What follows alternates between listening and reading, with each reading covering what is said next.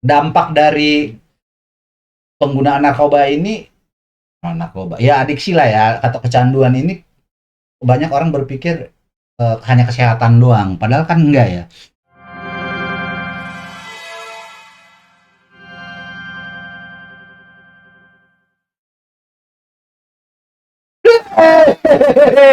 Ngagetin pemirsa prankster akhirnya.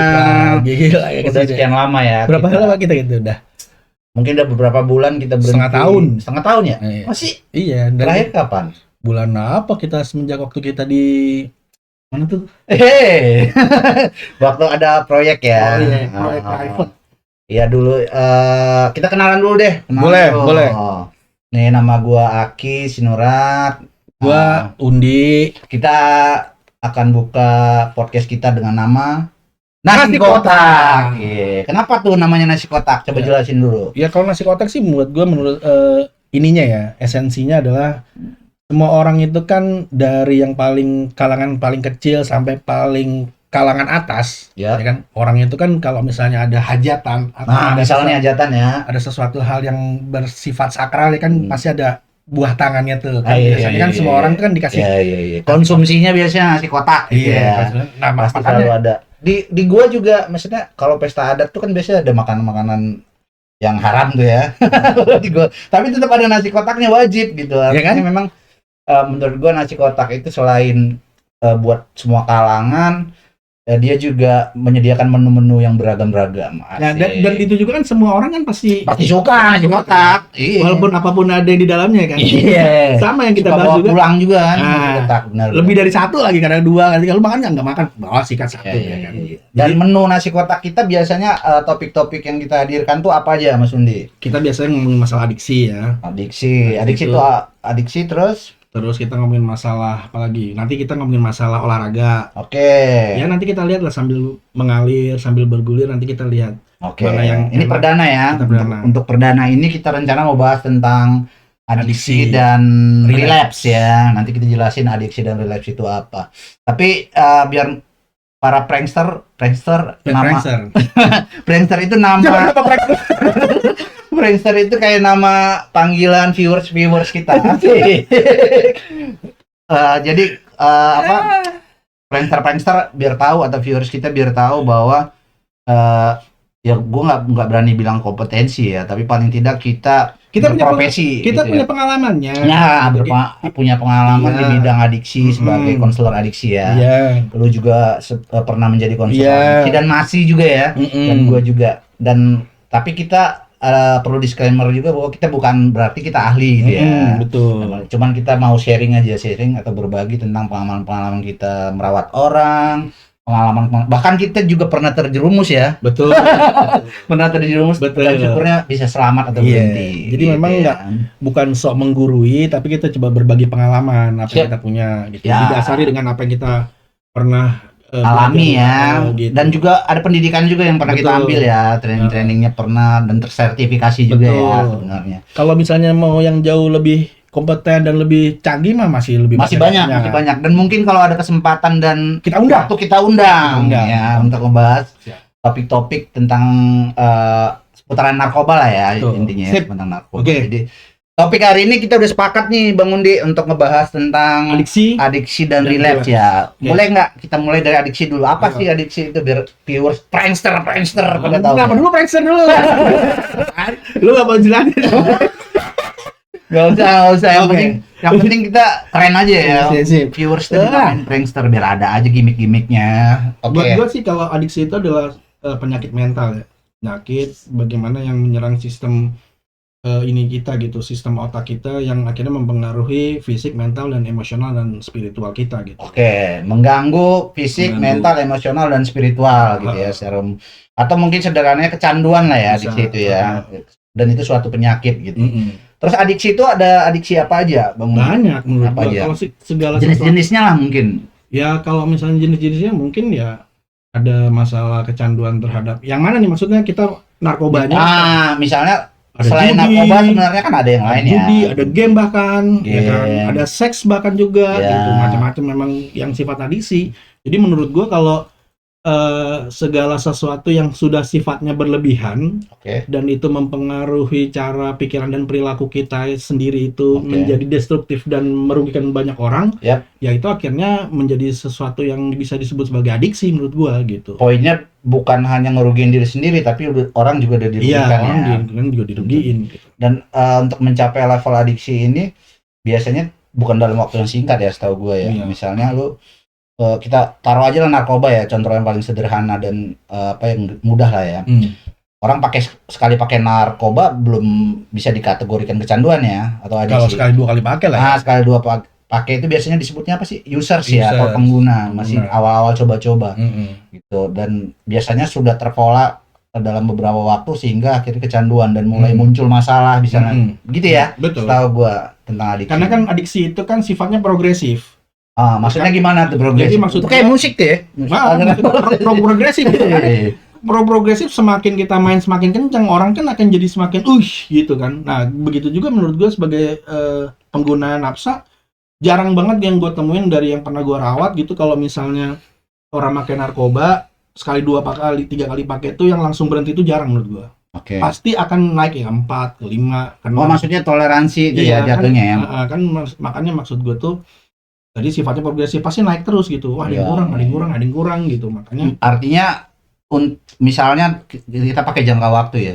Misalnya dalam seminggu gue pakai dengan dosis yang sama, mungkin masih kerasa, tapi udah begitu sebulan udah kurang tuh ya, dengan dosis yang sama kan, ya. Udah mulai ngerasa kan. Gitu. Itu yang akhirnya muncul adiksi itu karena kebutuhan semakin meningkat. Yang tadinya dikasih lama-lama beli gitu ya, mungkin ya maknanya. Kan? Jadi emang kayak gitu kali aslinya kan buat kita sebagai seorang, bukan pecandu aja, sebelum menjadi seorang pecandu menurut gua. Jadi memang yang namanya progres itu selalu meningkat gitu. Oke. Ya kan? Ya, terus selain maksudnya Bang Undi boleh cerita nggak sedikit tentang apa namanya tentang pengalaman Bang Undi sendiri sebelum jadi profesional kan pengguna ya, gua juga ya. Maksudnya kita sharing sedikit lah pengalaman kita. Depan kita juga pengguna nih. Iya. Jadi mungkin tim kita juga banyak pengguna. Itu mesti kita bahas hati-hati barang-barang hilang ya. Ini cap buruknya sebagai seorang pecandu kan gitu, nggak akan mudah untuk bisa selalu dipercaya langsung. Selalu ada prosesnya untuk melakukan hal itu gitu. Butuh bertahun-tahun. Benar. Jadi memang itulah ngerinya adiksi itu ya. Adiksi itu mempengaruhi kita. Kita bisa menjadi figur, setahu gue ya secara teori yang pernah gue pelajarin ya, bahwa akhirnya kita itu bahkan jadi pribadi yang berbeda ya antara saat kita tidak belum kecanduan dan kecanduan itu karena dikendalikan oleh adiksi. Kalau dulu tempat gue menimba ilmu dulu, menimba ilmu. Salah satu mentor yang pernah ngomong sama gue tuh namanya konsep mati. Konsep mati itu gue pernah dengar tuh. Kan adalah bagaimana seseorang itu berjalan di antara dua dunia. Jadi satu sisi dia harus berjalan, dia harus dealing sama kehidupan normalnya, dia juga harus dealing sama sifat kecanduannya kan.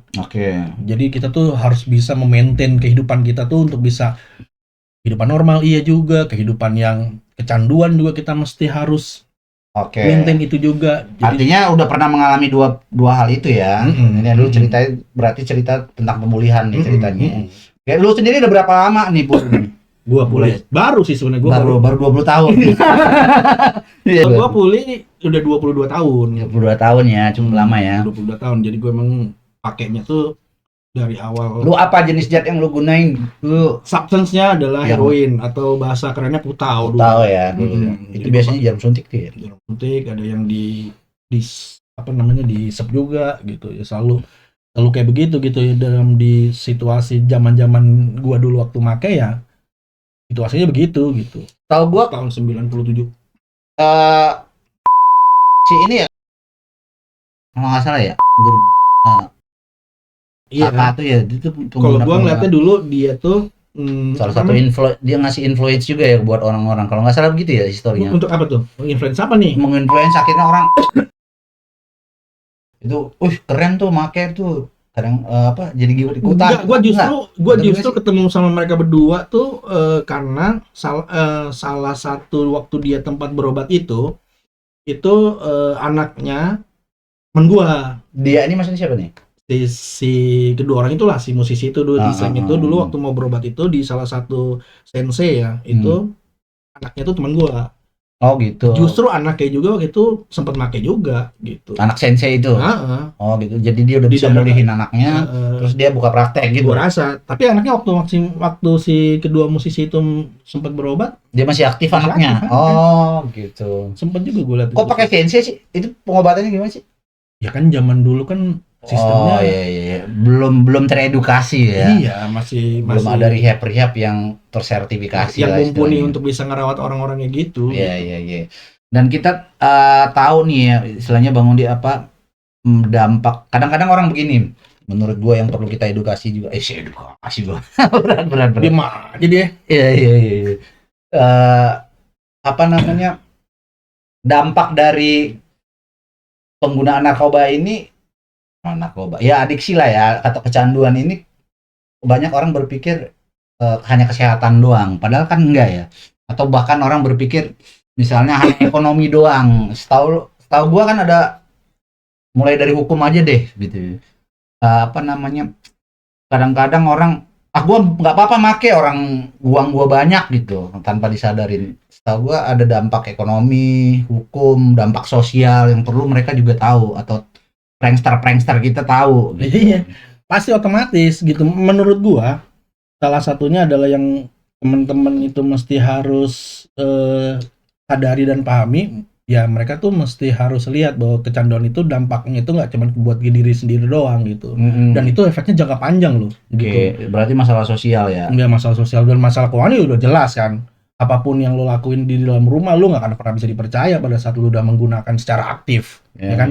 Masalah duit, mau sekolah, mau lo kerja, mau nanti lo direhabilitasi pakai duit lo sendiri, segunung apapun duit lo, kalau masalah lo jadi kecanduan ya habis juga kan. Itu masalah keuangan. Sosial udah jelas.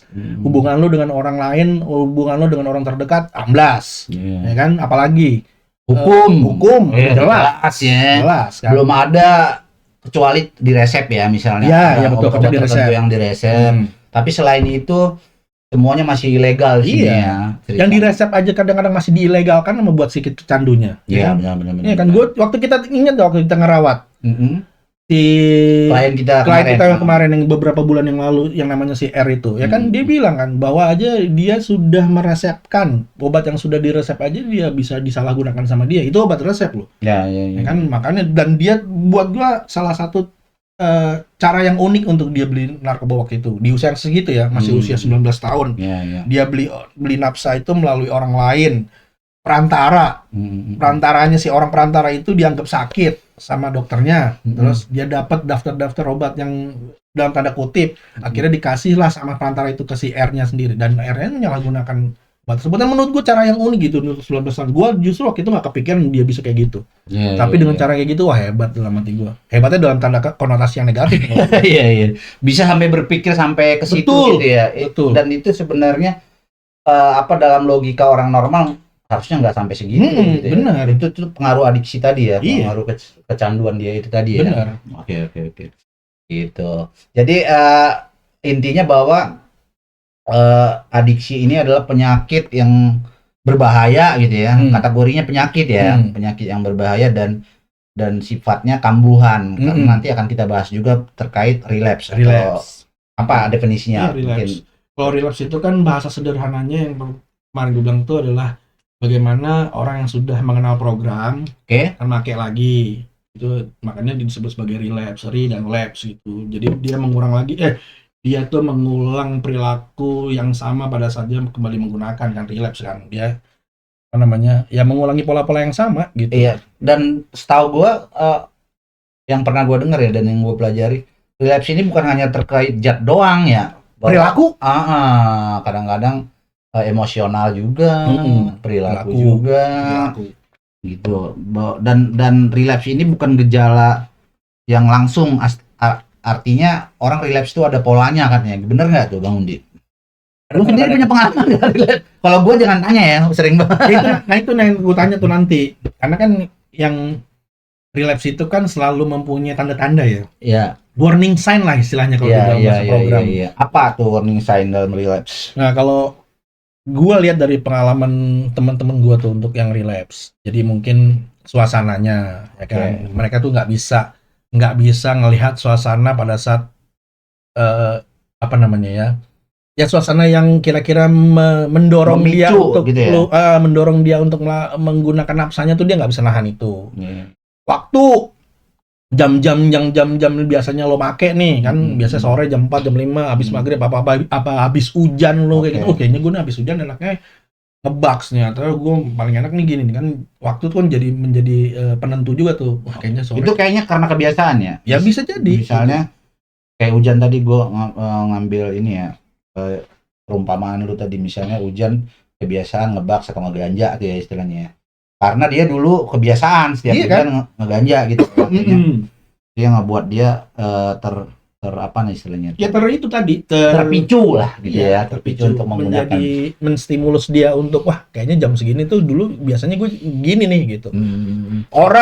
Orang-orangnya gitu. Orang ini biasanya temen ya? Ya nggak tahu juga kan, kalau misalnya bedanya lewat nggak lagi duduk-duduk kopi lagi berhenti, bedanya tuh gitu. Kan itu bisa. Padahal tadinya nggak niat ya. Iya kan? Gitu ya. Biasanya kalau jam-jam tertentu tuh perut sakit gitu ya kan.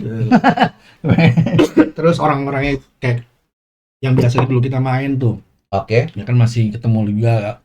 Terus buat gua tuh apalagi 3 ada 4 kayaknya gue lupa ya. Barangnya, tempatnya gitu ya. Orangnya apalagi ya. Situasinya tuh tadi udah sama ya mungkin sama ininya kali ya. Ya kira-kira itulah ya. Pokoknya menurut gua tuh selalu ada warning sign. Nah nih gua ada apa case-case yang baru-baru ini cukup viral tuh, salah satu artis berinisial FRM. Iya. Tuh gimana tuh ceritanya tuh, kan tuh bolak-balik ya kalau nggak salah ya. Sama Ajet juga begitu, Ajet kan? Ajet ya? Ya kan Ajet kan? Ada juga ini HS Harpan Sentul. Itu ngalahin 2 orang sebelumnya. Artis-artis juga, artis di Bogor. Tapi kita nggak ngomongin masalah penangkapannya, tapi bagaimana orang itu bahkan sekelas podcastnya Deddy Kebusir aja ngomongin sama Ajet aja kecelek loh. Yang ngerasa udah dapat program, waktu lu dengerin program, kan? Aja ini ya, aja dapat program, dapat ini, dapat itu, kayaknya saya sudah sadar dan segala macem. Gue pernah tuh mengkomentari salah satu podcastnya dia tuh tentang Ajet itu di bawahnya. Lu komen gitu? Gue komen, gue bilang kontennya. Gue komen bahwa ini nih penyakit lu nggak ngomongin masalah fisik aja. Perilaku mental emosional juga masih berlaku. Suatu saat kalau misalnya ini bermasalah, ini bakal jadi juga. Gue pernah komen di situ. Gitu. Nah kita kan ngomongin masalah bukan penangkapannya, tapi bagaimana itu pola yang berulang kan. Ya maksud gue jadi catatan soal relapse tadi. Kan salah satu contoh ya, dimana sebenarnya dia udah ketangkap, udah direhab, udah program tuh dalam arti dapat program ya. Sebenarnya dia udah paham gitu ya, tapi kenapa kok masih kena lagi gitu loh maksudnya. Apa sih faktornya? Faktor usia berpengaruh nggak sih menurut lu kalau untuk kasus yang FRM tuh? Bisa jadi harusnya. Kalau menurut gua faktor usia itu harus menjadi tolak ukur. Semakin dia tua, tapi nggak juga sih. Maksud gua semakin dia tua kalau dia juga masih terus menggunakan, akhirnya degradasi umurnya jadi bermasalah. Jadi pikirannya kan kayak anak-anak lagi kan. Gitu. Tapi menurut gua ya otaknya kelamaan nggak dipakai gitu. Jangan sampai gini maksud gua. Relapse itu kan adalah sebuah perjalanan di dalam pemulihan gitu. Jadi kan kalau ya kita juga tahu lah yang namanya pemulihan itu kan seumur hidup kan. Seumur hidup gitu, sampai mati. Kita harus menjaga itu gitu. Gua terutama yang sampai saat ini ya mungkin kemungkinan gua akan bisa relapse juga kan. Tapi kan gua harus menjaga itu. Tidak ada kata sembuh sampai meninggal ya. Itu ya prinsip ya. Jadi kan gua harus menjaga itu supaya nggak keluar dari koridor gua untuk make kan. Jadi gua harus, karena pasti suatu saat mungkin kalau ada momen-momen yang membuat gua kecewa, sedih, marah dalam diri gua sendiri atau dari lingkungan luar, itu kan bisa memicu gua untuk menggunakan. Tapi kan gua harus menjaga pemulihan gua agar tidak menggunakan. Nah, faktor apa? Ya, banyak faktornya. Gue tuh ngeliatnya faktor diri gue sendiri. Satu tadi yang gue bilang masalah umur. Yang kedua itu masalah orang yang di luar dari dekat gue. Di situ kan ada anak, ada istri. Terus, tekanan tuh ya. Ya, terus yang ketiga selalu sederhana buat gue gitu. Udah tahun segini, lu mau ngapain coba? Ya. Bener. Nih orang udah mau sampai ke bulan nih. Lu masih begitu. Nih gue kasih contoh baru banget nih. Ini gue di WA waktu itu sama salah satu brother ya. Gitu, sama salah satu brother. Dia angkatan gua di residensial waktu rawat inap. Dulu waktu gua di rehab dulu Bogor ya. Di salah satu rehab lah ya. Gua pikir nih anak ternyata udah berhentilah dengan faktor usia yang cukup lebih tua dan matang daripada gua. Ya usianya 45 48 mungkin gocap. Pada saat itu ya? Enggak, saat ini. Oh, saat ini. Nah, kalau kemarin mungkin. Nah, ternyata beberapa minggu lalu ketangkep. Oh. Ini gua cerita sama lu ya. Oke. Tangkep berdua tuh kan, berdua dan segala macam. Ya cuman gini maksud gua. Ya ampun, gua bilang lu tahun segini lu, tahun 2025 di saat lu harus ngurus anak lu, ngurus istri lu harus bekerja, lu juga akhirnya ketangkep lagi. Dan lu harus ngeluarin duit gitu. Untuk apa? Untuk ya biaya istri lu di rumah makan, anak lu dan segala macam sekolah kan lu jadi bermasalah kan. Cuman masalahnya yang buat gue itu umur dan ya lu dengan 2025. Gua nangkepnya gini, maksud gua kenapa gua bilang umur itu apakah jadi penting soal relapse ini karena apakah mungkin gini misalnya si FRM tadi ngerasa gue udah mau mati ini gitu misalnya, gue udah tua naif banget gitu misalnya, mungkin nggak ya nggak mungkin ya. Ini juga berhubungan tentang gue pengen ngebahas usia ini, kembali ke adiksi ya. Maksud gue sekarang tuh rentan usia kayak kita nanganin klien kemarin ya, muda ya? Sangat mudah sekali, bahkan dia mulai pakainya itu di usia SMP ya kalau nggak salah. Menurut lo apakah range usia itu sudah semakin parah? Maksud gua tidak ada batasan lagi gitu dengan apa namanya ya, kemungkinan akan kecanduan lagi gitu. Ya menurut gua kan gitu. Kecanduan lagi, akan kecanduan gitu atau akhirnya menggunakan. Iya menurut gua sih gitu. Bahwa semua usia itu beresiko ya, termasuk anak-anak muda. Karena sekarang banyak apa yang gua tahu ya, misalnya bahkan transaksi dari game online. Nah itu gua tahu tuh. Iya bisa katanya gara-gara main game, apalagi apa ya istilah apa sih Pan, main hago ya namanya ya. Apa tuh? Gimana tuh? Coba. Jadi bisa sambil voice main game sambil voice. Terus dia transaksi di situ katanya. Transaksi narkoba. Gue pernah dengar ya, nggak tahu pasti ya. Dan itu biasanya kalangan muda ya, artinya dia bisa menawarkan di situ ya, menawarkan di apa, memanfaatkan kemajuan zaman lah gitu ya. Dan itu kan menyentuhnya kalangan muda ya, nggak mungkin kayak gua gitu main gitu lagi kan, udah enggak ya. Maksud gua berarti hal-hal kayak gitu tuh ya apa ya istilahnya ya, kalau menurut gua pentingnya pencegahan di situ gitu. Karena kadang-kadang kita terlalu fokus tentang apa namanya orang-orang yang kecanduan mau berobat gitu, tapi lupa kita bahwa generasi muda juga harus dijaga gitu supaya nggak kena. Dan itulah gunanya podcast ini menurut gua. Kalau menurut gua pencegahan penting ya. Iya. Nanti kedepannya kita akan buat sesi khusus kayaknya ya, membahas itu. Biar adik-adik kita asik, adik-adik kita. Apalagi lu udah punya anak ya. Nah itu gue takut. Nah, ngeri nggak lu? Semakin merinding nggak lu? Iya merinding. Merinding nggak? Ngantuk. Kemana ngopi bro? Ya jadi semakin bukan bertambah usia, semakin maju zamannya, akhirnya semakin ini juga ya, apa aplikasi dalam pembelian nafsanya tuh semakin canggih ya. Iya. Gue baru tahu lu malah gitu kayak gitu. Iya. Ya kan dulu kan old school. Iya. Kalau dulu kita bokul atau belanjanya itu ya taunya langsung ke spot gitu ya, atau ke orangnya. Sekarang udah macam-macam sistem tempel. Lu tahu nggak? Zaman gua ada tempel. Ya. Kuno banget. Sekarang udah bisa beli online lu. Dari aplikasi Instagram, aplikasi ya apa sosial media, lu pesen, dia jualan udah online. Oh iya? Iya, pakai apa istilahnya? Dia pakai sama-sama tahu lah TST. Gimana Pan? Gini Pan, jelasin Pan dikit Pan, gimana sih? Kalau biasa lu belanja. Ini korban online juga nih. Arpan, gimana Pan kalau beli? Nah, lewat Instagram gitu. Jadi kemajuan teknologi juga berpengaruh ke apa, semakin tingginya ini apa namanya ya, pengguna lah, tingkat penggunaan gitu atau tingkat kecanduan gitu. Menurut gua jadi berbanding lurus gitu. Tapi lu pernah punya niat untuk berhenti nggak?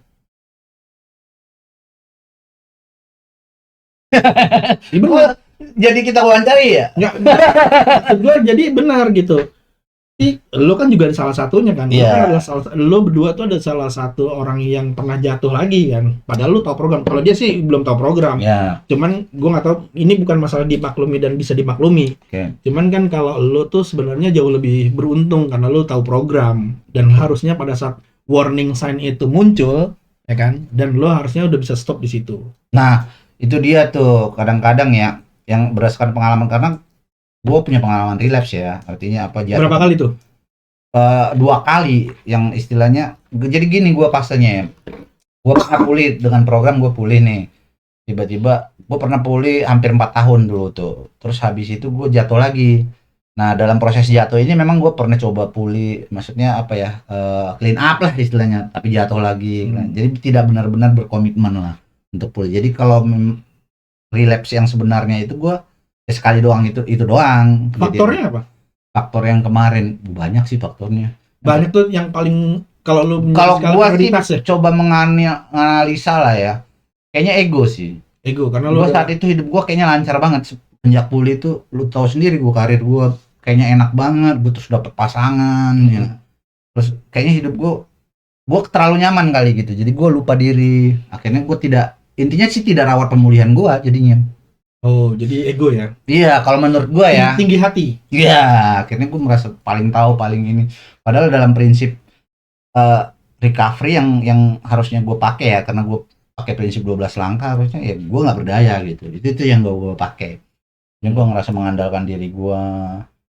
Terus lupa beragama juga, itu penting juga tuh. Gue ngerasa yang penting gue nggak make, gue tidak ibadah. Itu yang gue rubah juga sekarang. Sekarang gue udah mulai datang ke ibadah. Yang gue tinggalin. Kalau lo apa, Pan? Yang iya, trigger. Wow. Ini masih jadi narsum ini. Narasumpek benar. Narasumpek. Apa triggernya? Triggernya lu mesti tahu apa, Man, triggernya. Lu ini kan udah tahu nih. Dia udah kenal programnya. Gitu, tahu. Kalau lu triggernya apa kira-kira sampai lu jatuh berkali-kali? Berkali-kali ya? Kepikiran mas lagi.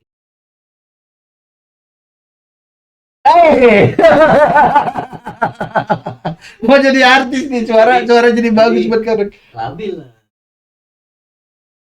Jadi dampak buruknya itu padahal udah tahu.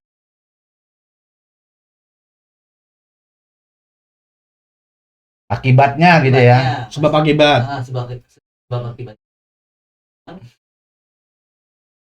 Pribadinya. Selain itu apa? Selain itu yang paling tinggi prioritas lo kalau pakai selain itu menurut gue ya lah yang menurut lo ini nggak benar nih gitu. Apa namanya? Penyebabnya trigger tadi lo bilang. Guys, Lingkungan sekitar. Mungkin gini ya, lu tadinya nggak niat, tiba-tiba ada temen lu, atau tiba-tiba lu buka Instagram, akunnya nawarin. Kan kadang suka promo ya, enggak sih, muncul di story gitu, tiba-tiba promo ada barang bagus gini. Gitu. Cuman dia pakai bahasa sendiri. Apa sih istilahnya kalau di Instagram bahasanya? Kalau yang S apa gitu apa? Kalau dia promo apa sih istilahnya? On map gitu. Satset. Lu gila nggak lu? Jadi kalau yang bukan, maksudnya yang nggak pernah mungkin agak bingung ini apaan sih gitu. Tapi kalau orang-orang yang memang sudah pernah belanja pasti ngerti apa istilah-istilah itu gitu. Ya, cuman gue tadi Itu, yang ngasih ini pandangan dari perspektifnya lo yang nggak kenal program si Haki. Bisa juga, kurang iman juga. Imun kali. Imron nggak? Ya itu dia maksud gue, ya bagian dari perjalanan sebuah pemulihan itu pasti dalam tanda kurungnya itu dari relapse gitu. Gua juga bukan akan nyampe ke situ, maksudnya beresiko, masih ada ya, resiko betul, gitu. punya resiko seperti itu. Kenapa kalau misalnya lu tanya gue kenapa kok sampai sekarang lu enggak? Ya tadi faktornya tuh banyak gitu. Yang masuk ke dalam kepala gua tuh karena begini, karena begitu, kayak begini, kayak begitu, gua enggak mau kayak gini, gua enggak mau kayak gitu, seperti ini, seperti itu. Banyak itu yang gue pikirin kalau gue pakai. Dan sesederhana itu, simpel sih buat gue kalau misalnya pakai lagi tuh, aduh gue mesti ngulang lagi gitu, nggak capek gitu, aduh gini-gini lagi gitu. Nah, sementara gue ngeliat paling sederhana tuh kalau kita reuni, Kita aja yang udah kerja ditanya sama teman-teman, lu kerja apa sekarang? Buset, benar. Ya kan, aduh, lo apa sekarang? Ya begini-begini aja. Sementara kita masih dalam pengaruh narkoba, segala macam. Aduh, Iya. itu tuh Bener pertanyaan banget. sederhana sih waktu yang gua temuin. Jadi gua tuh untuk menghindari hal-hal kayak begitu tuh, ya untuk nggak menggunakan sih sebenarnya. Tapi itu stigma dan diskriminasi itu masih ada loh. Jadi gue teringat itu tadi tuh, gara-gara lu ngomong gitu gue teringat ada momen gue lihat temen gue sampai gue nggak berani negur loh, karena temen gue itu dia punya babysitter, pokoknya sukses. Gue iya, dia anaknya gendong anak terus babysitter. Dulu minum sama gue gitu, dugem minum gitu, maksud gue ya gue kok gini ya. Gue sampai nggak berani negur bro, di mall tuh ingat banget, gue di bawah dia di atas. Ini si Anu lah gitu ya. Tapi fix itu temen lo. Fix, gue tanda, soalnya istrinya sama dia gue pernah lihat di sosmed ya. Istrinya gue belum pernah ketemu langsung, tapi dia nih. Gue ada keinginan negur ya, teman. Terus gue berpikir, ini orang juga maksudnya dari segi apa otak lah ya, kayaknya sama gue nggak jauh-jauh banget lah bedanya gitu. Kok hidupnya timpang banget. Gue ngerasanya gitu ya, itu pandangan gue. Akhirnya sampai gue malu loh gitu untuk sekedar malu ditanya gitu, lu gimana sih? Iya kan? Ya kan? Padahal Sederhana itu kan? biasa aja. Ya sesederhana itu kan sebenarnya kan. Sederhana itu maksud gue. Makanya jadi akhirnya kalau buat gue untuk melakukan hal itu tuh mesti banyak pertimbangan gitu untuk hal-hal kayak gitu. Oke, benar. Dan itu juga sih, gue gak tahu kenapa ya. Gue memang tidak setuju dengan ada istilah-istilah di dunia apa ya, di dunia adiksi lah ya, di dunia profesional rehabilitasi. Dan menurut gue itu pembenaran bahwa relapse itu adalah bagian pemulihan katanya gitu. Oh, bagiannya. Iya, ada. Apalagi yang udah jatuh gitu. Lu kenapa bro misalnya? Ya namanya pemulihan bro, relapse kan bagian dari pemulihan. Lu setuju gak sih? Oh, itu pembenaran tuh. Iya. Nah, hati-hati tuh. Hati-hati deh ya. Ya gue ngeri gue Biasa jadi dimaklumin gitu. Nah. Maksud gua. Iya, akhirnya jadi dimaklumin dan akhirnya menjadi pembenaran. Karena relapse itu adalah bagian dari sebuah itu. Memang bagiannya tuh masih kita gali lebih dalam lagi. Karena memang pemulihan seumur hidup ya bagian kalau bagian kosong sih. Maksud gue di dalam sebuah pemulihan itu ya pasti ada kotak relapse-nya gitu. Iya. Tapi kan kita nggak tahu. Tapi itu sebenarnya di luar pemulihan. Mungkin lebih tepatnya relapse ada bagian dari kecanduan gitu Ya, ya. bisa, iya betul. Atau resiko dalam pemulihan ya. Tapi jangan jadiin pembenaran kalau misalnya relapse itu mesti kayak gitu. Iya, Kalau iya, bisa iya. lo hindarin ya hindarin. Terus mungkin ini yang penting juga untuk kita sampaikan ya, khususnya kepada teman-teman. Mana tahu nanti ada yang nonton yang memang tidak masih awam dengan dunia adiksi ya. Bahwa menurut gua informasi penting bahwa jangan coba-coba deh, karena ada istilah gini ya, apa? Antara nikmat sesaat dan penyesalan seumur hidup gitu ya. Ada tagline itu maksud bisa dijelaskan nggak sedikit? Aduh. Apakah itu karena ada juga yang bilang gua pakai narkoba untuk apa sekedar refreshing gitu, atau mabok tuh cuman ngilangin stres gitu, istilah gitu. Gue kalau kalimat-kalimat gitu ya mikirnya simpel aja sih buat gue ya. Jadi ya kalau misalnya bullshit ya. Iya. Gue nggak apa ya namanya. Tergantung lu lah gitu. Tergantung lu bagaimana ngeliat diri lu sendiri lah. Kemampuan dan kapasitas lu untuk menerima hal itu tuh kayak gimana gitu. Gue nggak bisa bilang wah nanti kalau misalnya lu pakai nanti terus kecanduan, ya nggak bisa bilang gitu juga. Itu kan pilihan lu ya.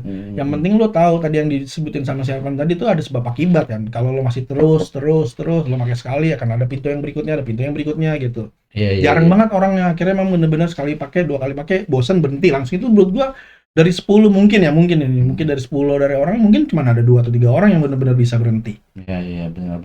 Ngekat langsung ya. Tapi buat 7 orang sisa lainnya, wah dengan ininya sendiri dengan kemauannya dia untuk kayaknya mesti begitu, kayaknya mesti begini. Nah, itu kan jadi repot juga. Iya, maka kesimpulan sederhananya adalah mending jangan dicoba.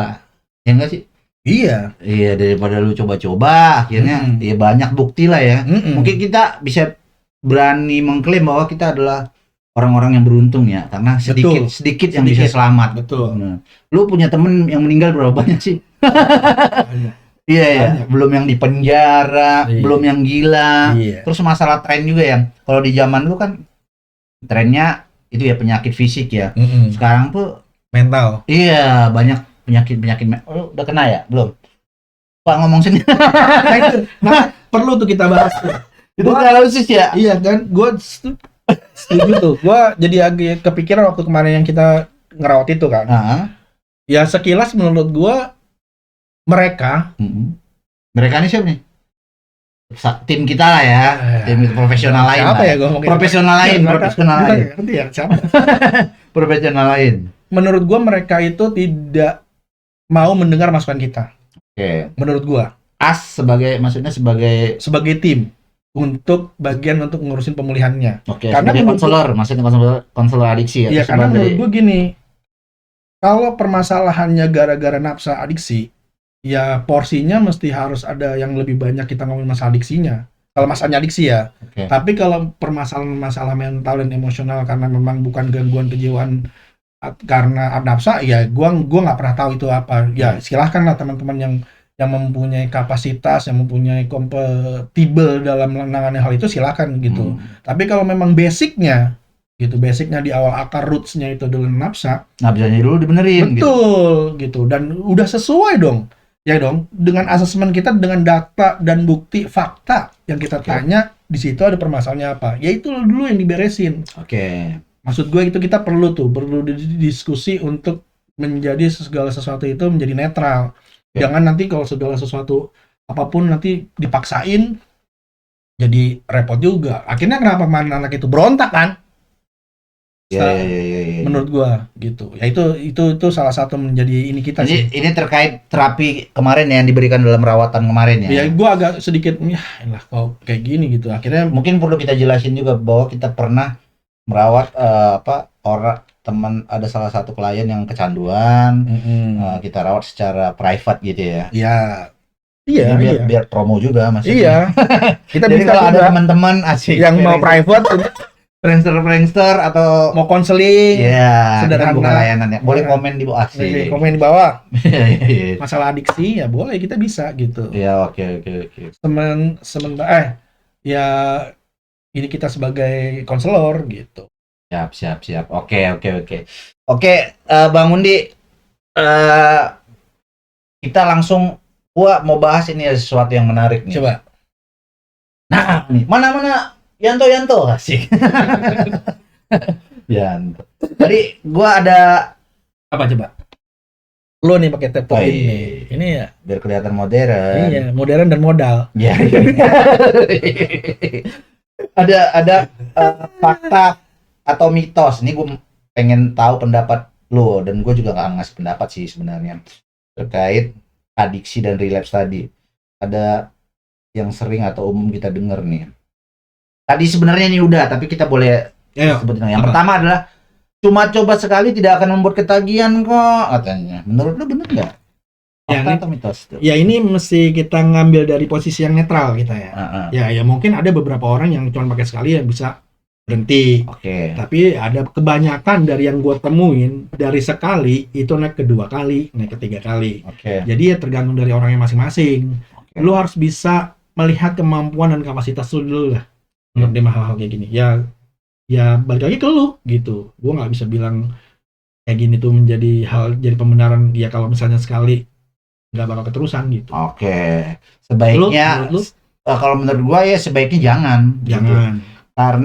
Karena buat gue nggak bisa gimana ya, gue nggak berani juga sih ngomongnya. Ya kan? Cuman ya maksudnya apa namanya ya, keuntungannya atau kerugiannya lebih besar daripada keuntungan menurut gue ya. Iya. Jadi sebaiknya jangan. Tapi ada loh temen gue memang nggak bisa juga sih, nggak bisa. Nggak bisa. Nggak gini, ya ada beberapa dari temen gue memang yang berhenti menggunakan nafsa yang sama-sama jadi pecandu dan tanpa harus melalui proses rehabilitasi dan berhenti. Ada juga yang sekali 2 kali pakai, udahlah nggak mau pakai lagi, udah ada gitu. Jadi gue tadi bilang bisa nggak temen gue itu ternyata nggak bisa jadi pembelajaran. Jadi memang balik lagi ke yang lu bilang tadi gitu. one of kind lah tadi ya, Hmm. bahwa itu satu dari antara sekian banyak. Terus yang kedua ada narkoba jenis tertentu aman digunakan, ini ngeri juga ya. Nah itu tadi tertentu kan aman digunakan. Dalam tanda kutip itu aman dalam perspektif apa? Ngeri juga kan? Ya, maksud iya. gua kalau Misalnya, kalau Apa? ini nggak apa-apa, ganja misalnya. gua kan Ganja nggak apa-apa nih, orang apa namanya alami, bukan Nah, itu, gua buatan ngeri. atau segala macam. gua ngeri. Ini kembali gini sih menurut gue ya. Apa coba? Ya paling nggak secara hukum itu nggak boleh gitu aja lah. Paling Hmm. sederhananya. Iya, Nggak karena udah ada lu nggak usah undang-undangnya. Iya.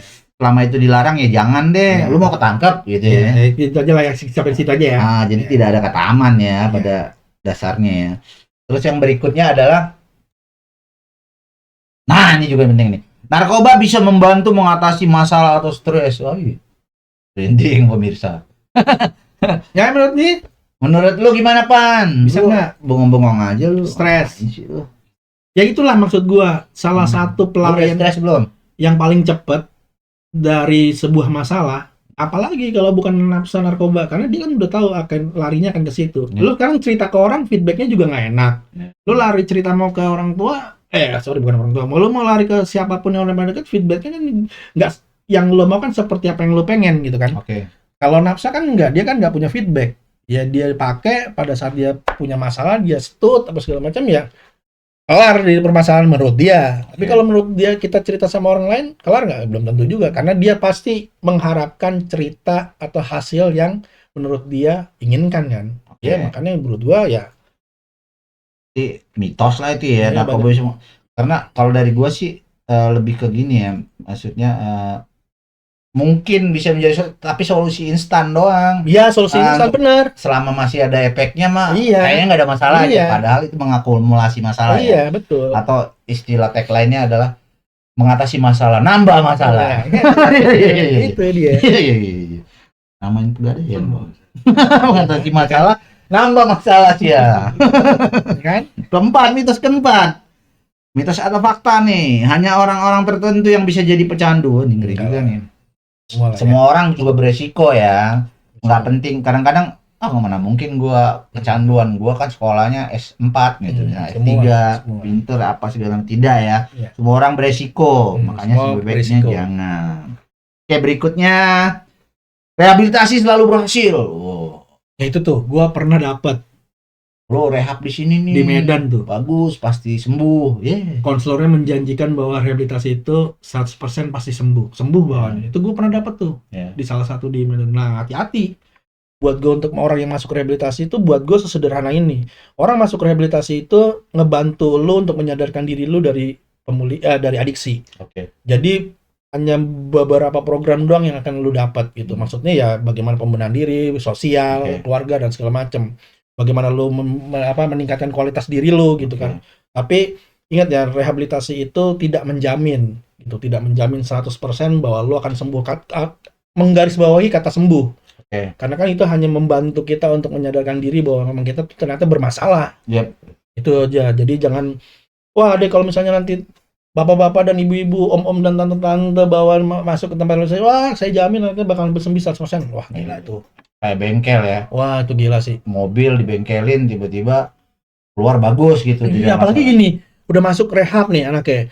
Harusnya rawat jalan. Dibikin dia rawat inap dengan biaya sekian. Lu pernah gitu? Kirain pengalaman pribadi. Ngeri juga ya. Bener nggak? Iya. Ya itu dia salah masuk bengkel. Intinya sih kalau menurut gue ya rehabilitasi itu bagus. Bagus. Tapi bukan berarti itu orang udah direhab terus tidak akan bermasalah lagi. Iya. Karena kembali ke individunya. Iya. Dia kayak ibarat kayak mau perang nih dikasih senjata gitu ya. Tinggal dia mau gunakan atau enggak senjata itu gitu ya. Karena banyak juga yang makanya nanti kalau teman-teman mau konsultasi rehabilitasi nanti kita, oke? Iya, boleh komen atau tinggalin kontak ya. Ya, nanti kontak kita, ada teman-temannya untuk konsultasi atau bahkan dirawat juga kita bisa berkompetensi juga ya untuk kita udah ngerawat satu orang di sini. Gratis. Ini salah satu rawatan gue juga nih. Aki udah rawat dia selama 2 hari. Iya. Berikutnya tadi tentang adiksi ini kita masuk mitos-mitos tentang relapse nih dikit aja ya mungkin ya. Relapse berarti pemulihan gagal total. Ini ngeri juga nih. Enggak lah menurut gua. Justru Iya, itu iya. awal menurut gua relapse itu ya semakin, kalau gua dulu dapetnya gini, ya semakin lo jatuh itu kan semakin dapat pembelajaran yang baik gitu di itu. Cuman masalahnya ada minusnya. Ya kalau lu jatuh di lubang yang sama ya sama nggak ada bedanya lu sama keledai. Ya kan lu masalahnya ini lagi itu lagi gara-gara ini lagi lu itu lagi gara-gara kan sama masalahnya. Maksud gua bahwa kita sebagai manusia sebenarnya ya bisa salah gitu, tapi Iya. belajar dari kesalahan Harus itu. belajar Dan ini tuh. berdasarkan pengalaman gue juga ya, Hmm. bahwa gue nggak mau jadikan pembenaran lah ya, maksudnya ya, biasa kok relapse itu hal yang biasa, bukan, tapi pengalaman relapse gue kemarin itu atau gue memakai kembali itu jadi motivasi besar, khususnya kayak tadi lu bilang, gue nggak mau lagi berulang deh. Dulu tuh sakit banget iya, sakit banget. Lu harus memulainya lagi capek kan? Capek banget. Capek. Apalagi lu kayak gue liat mukanya dia udah kayak umur 50 tahun, atau umurnya 37. Iya kan? Iya lu. Gue juga sempat mengalami fase itu. Muka tua banget. Iya, makanya lu harus ngebangun lagi dari awal. Capek. Benar. Sebaiknya dihindari ya. Oke. Terus relapse terjadi tiba-tiba tanpa tanda. Ada tandanya harus. Sudah jelas tadi ya, kita bahwa relapse itu ada gejalanya. Warning sign-nya ya. Warning sign of relapse itu bukan terkait gue langsung make gitu tiba-tiba, enggak, pasti ada polanya. Tapi kecuali emang lu udah niatin. Oke, itu bukan relapse jatuhnya ya. Itu tadi kalau bahasa belum mau berhenti aja ya. Itu bahasanya itu tadi 3 second split tadi kalau di dalam program. Jadi emang lu udah apa tuh 3 second split? Ya jadi emang lu udah punya niat kalau misalnya lu udah keluar dari tempat ini bersih, ya salah satunya lu pengen balik lagi make gitu kan. Lu jadi udah ya beda ya kalau udah punya niat kan, lu mau sepinter sejenius apapun kalau emang lu udah punya niat, jarang untuk mengeliminasi niat lu sendiri gitu kan. Oke, selanjutnya ini setelah ini udah relapse hanya terjadi pada pecandu yang lemah. Ada emang pecandu yang lemah dari emang lemah tuh kayak gimana maksudnya? Tahu nih. Itu gua agak bingung, yang lemah tuh kayak gimana? Ya menurut gua sih ya nggak bener lah, mitos lah bahwa semua orang, bahkan orang gua pernah dengar yang udah puluhan tahun juga jatuh lagi. Iya, berarti nggak bisa juga dikategorikan lemah ya, karena situasi juga ya, situasi dan kondisi. Lemah secara survival skill kali gua rasa. Mungkin gua rasa kan orang yang udah certified aja. Iya, sejarah gua justru salah satu menjadi pertimbangan gue tuh ngeliat orang-orang kayak gitu loh. Orang yang sudah cukup banyak punya waktu, umur pemulihan yang panjang, jatuh lagi, pulang lagi itu sendiri juga. Iya. Karena kita nggak tahu ya apa namanya ya perjalanan hidup orang, makanya itu kayak gua ya, dan buat teman-teman ini mungkin pesan buat gua dan teman-teman yang menjalankan recovery lah ya, pemulihan, bahwa ya tetap harus dirawat gitu ya, nggak bisa dirawat.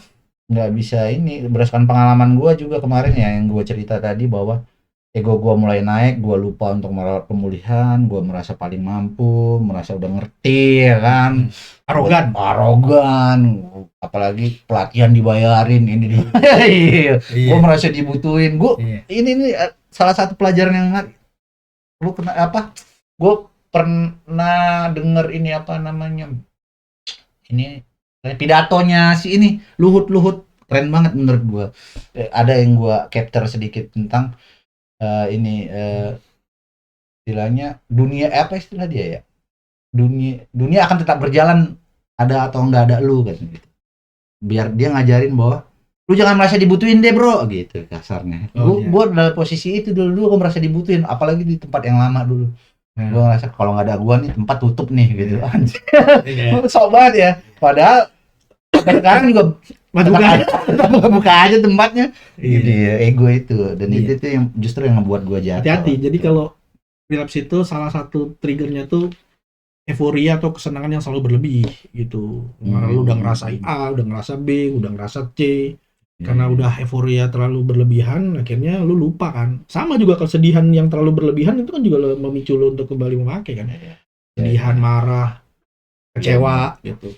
Ya bagaimana lu bisa memaintain pemulihan lu ya, dengan nantilah kita bahas ya bagaimana cara kita bisa memaintain pemulihan kita. Itu sesi khusus ya. Berarti ada sesi khusus nanti untuk perawatan pemulihan gitu ya. Sip. Oke, Mas Undi, ada lagi yang mau disampaikan mungkin? Ada? Nggak ada sih menurut gue, udah rapid test. Atau dari Babang Arfan? Babang Arfan? Iya. Kata-kata penutup mungkin dari Babang Kata hari ini? Ah, iya. Nggak ada. Nggak ada ya, oke. Mungkin untuk podcast pertama kita hari ini Itu aja dulu ya. tentang adiksi dan relapse cukup sekian dulu kali ya Bang Undi ya. Nanti kalau memang ada hal-hal yang pengen ditanyain boleh komen ya, nanti di WA. sosial media kita. WA ada ya? Kita- WA ada ya? Ya, kita tinggalkan juga WA untuk Instagram. bertanya. Paling mungkin gitu aja dulu untuk Sip. podcast pertama kita. Mudah-mudahan kita bisa ketemu lagi. Setelah dukung kita nanti dengan brand-brand yang baru yang branding pemirsa. Ini yang masuk nih udah ditempatin slot-slotnya nih. Iya. Mungkin itu aja.